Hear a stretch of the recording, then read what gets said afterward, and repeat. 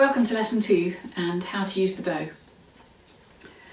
One of the things I like to do when I teach the viol is to reference movements in the body that you do already and relate them to playing the viol. And there's two things here. One of them is swinging your arm when you walk. You swing your arm from your shoulder. And the other thing is shaking hands. And both of those things have a lot to do with how you play with the bow and how you hold the bow. So from here, I'm swinging my arm from the shoulder and then I'm turning it 90 degrees and feeling the weight in my arm as I walk and when I bow. And that feeling that weight, just how heavy your arm is if you really let the muscles go and relax with it, is a good thing to do. So let's talk about bow hold. If you get your bow and put it on your lap, and with the frog, that's this bit here. Don't ask me why it's called a frog. So that's sticking out. And your right arm is going to, I'm just going to lift it up so you can see it. Your right arm's going to come up to the bow like this. And then the horsehair is going to go on the bottom of the knuckle of the hand there. Like that. And then I always think about the second finger or your middle finger coming through like this and going so that your nail is sort of level with the hair. And then I quite like to adjust this so that the tip of my thumb just tickles the stick, if you like. It brushes the stick. So this is going to be different for everybody because you've all got different length thumbs to me. So you might find that your horsehair is further down your finger here to hold the bow if you've got a longer thumb. And then the first finger just cradles the stick. And that's the viol bow hold. Now the shaking hands bit is when you turn it down and away from you. And that helps to keep the bow on the string and from the whole thing to slip. So let's just do that all again. So we're coming up here, horsehair on the knuckle, just under the knuckle. Second finger goes through the middle and level with the nail. First finger cradles the stick and the thumb just tickles it as it brushes up against it. So let's get the viol. And what we're going to do first of all is bow under the strings, just to get the feeling in the arm. So you get yourself settled with your posture and your feet in the right place. When you're holding the viol, you bow under the string and then you can let the weight in your arm go and feel what that's like. Now I want you to put the bow on the string. Let's put it on the F string. So you can look down here and get clearance on the adjacent strings. That's the C string and the A string. So here I've got the bow on the F string. Now I want you to move your arm up and down the bow. And what does that feel like? Okay, now move the bow forward and look down here for clearance on the F string and the D string. So here we are, and you're swinging your arm slightly differently now. And let's do that on the next string up, that's the D string. Here, and right round here on the G string. And this is a long way out, isn't it? This arm position, and that's why I mentioned about turning the viol in, the right side in, on our first lesson the other day. So if you just, when you're sitting there like that, just close your eyes a minute and just can you feel what that's like in your arm? It's a long way away. And if you think about it, what else do you do in life that has this position of your arm? Well, racket sports. Badminton, tennis. My arm would be sort of up there, I suppose, around that area. And that actually brings me quite nicely on to introducing a push and a pull bow, because when we do a push bow, I think it's just like playing tennis.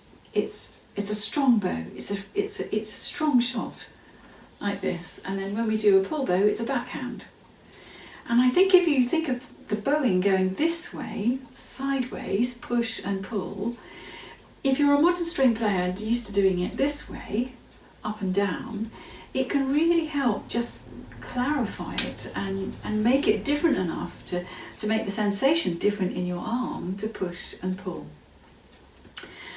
So sometimes my students ask me how tight they should have the bow hair, and if it's too tight and it looks like this, like the stick looks like this, like Robin Hood could ping an arrow off it, well, that's too tight. The camber is too much. And of course this is going to change with the density of the stick on bows.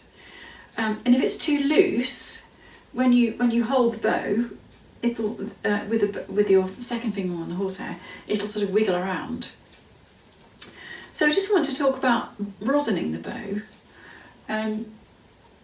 And the way to rosin the bow is to put the rosin in the left hand and then maybe start from the tip. This is the tip, this end, and rub it a little bit here, coming down here.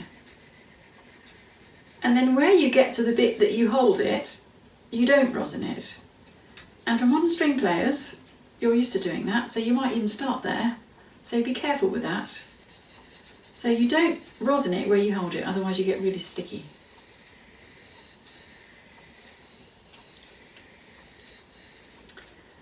If you don't have enough rosin on, your bow it'll be like ice skating on the string.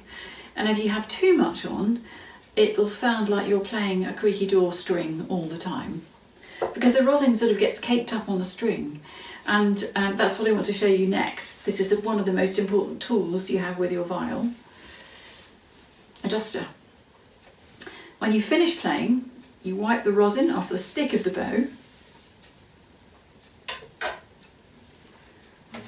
You wipe it off the strings. And you wipe it off the belly of the viol. Okay, there's a bit more on there today because we just practice that. Playing on the belly of the instrument.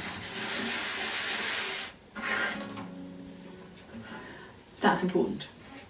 So let's just look at bowing and bowing on different strings. If you put your bow on the string. Now, one of the things about the bow hold is it's not complete until the bow is on the string. So the points of contact here are the second finger with the horsehair, and that in turn makes the first finger, makes the horsehair there, which makes the third point of contact here. And that in itself feels very secure. And what I'm doing here is I'm testing my ping bowing. And this is just a phrase that I concocted when I was teaching in schools.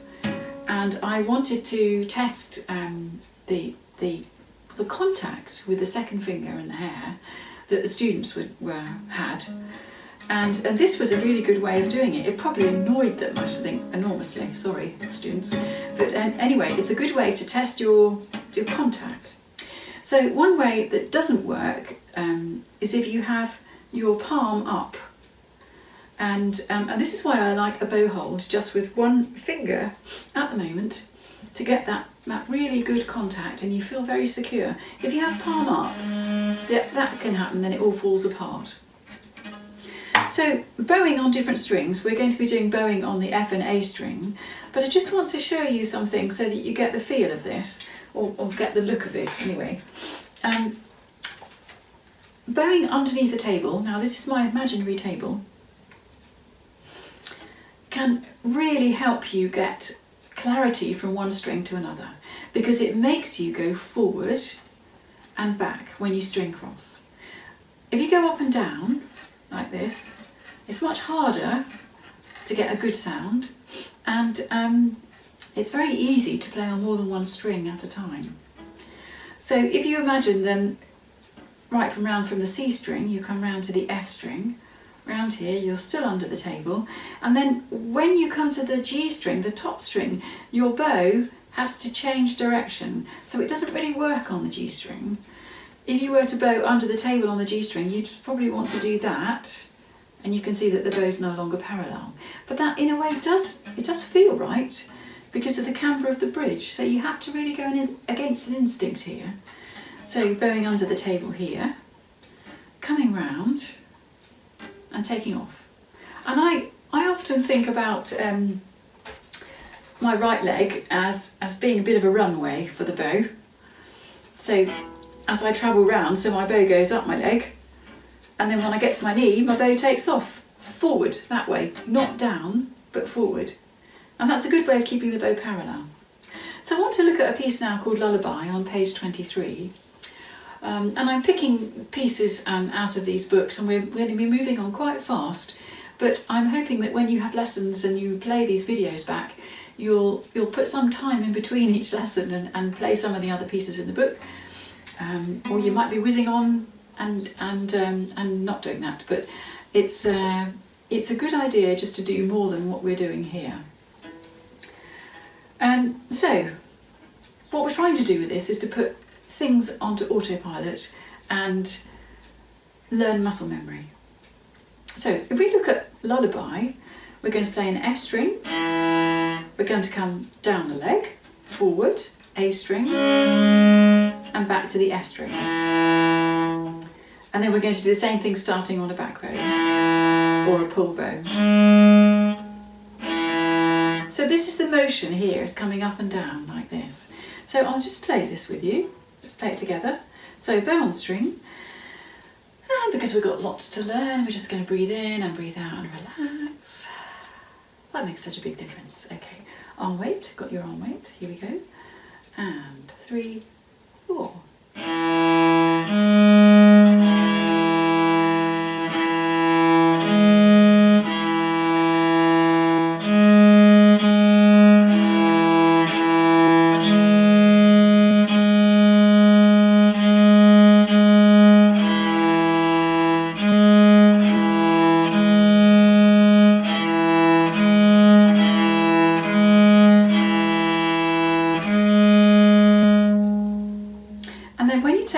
Off, it's the tip of the third finger that lifts the bow off, and you can put all the weight of the bow in that finger and pivot the bow with on it, and then move the bow with your thumb. So let's just do that again. Take the bow off the string, you put the bow on the string and take your third finger off and lift the bow off with the third finger. So we can do more about that later. So let's just play that again and get the feeling now of going forward and back up your leg. And how about trying this with your eyes closed? Should we try it? Let's try the first 2 bars with eyes closed. Here we go. Ready? 3, 4.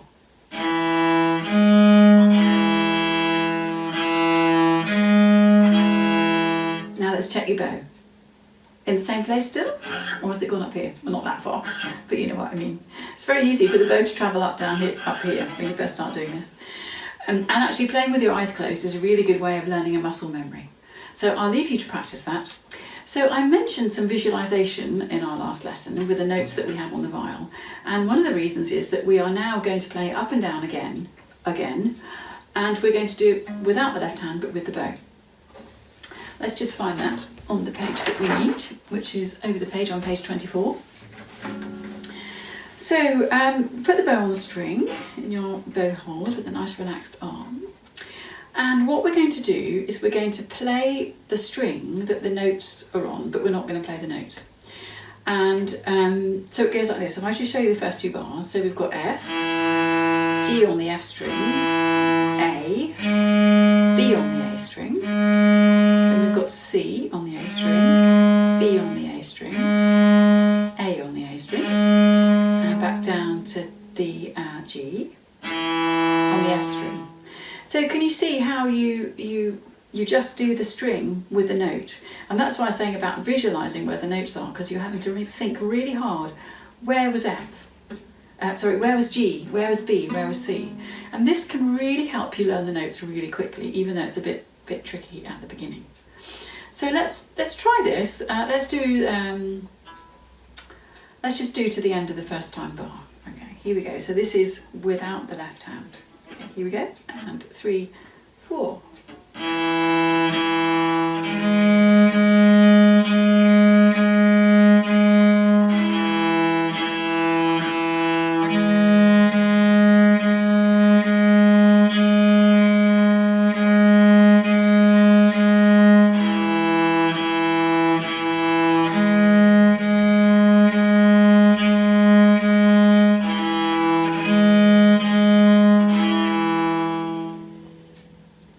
Lots to think about, isn't there? So were you managing to get this going forward and backwards like this when you were thinking about all those notes? So as I said, visualization away from the viol is really a really good idea. So now let's try this with the left hand as well, and because we did it in the left hand in the last lesson, so you know this piece, and we're going to hold our fingers down when we string cross. Okay, here we go. Ready? Let's play the whole piece with the first and second time bar. Here we go. 3, 4.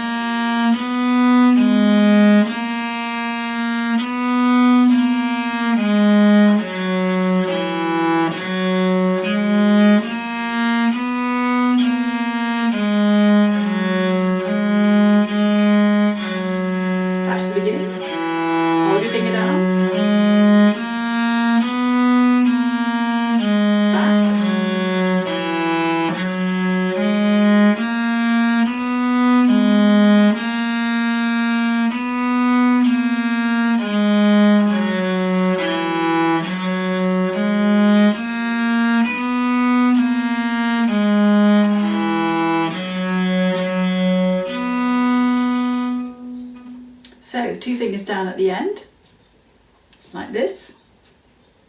Great. So that's the end of the second lesson, and I'll see you at the third. Bye.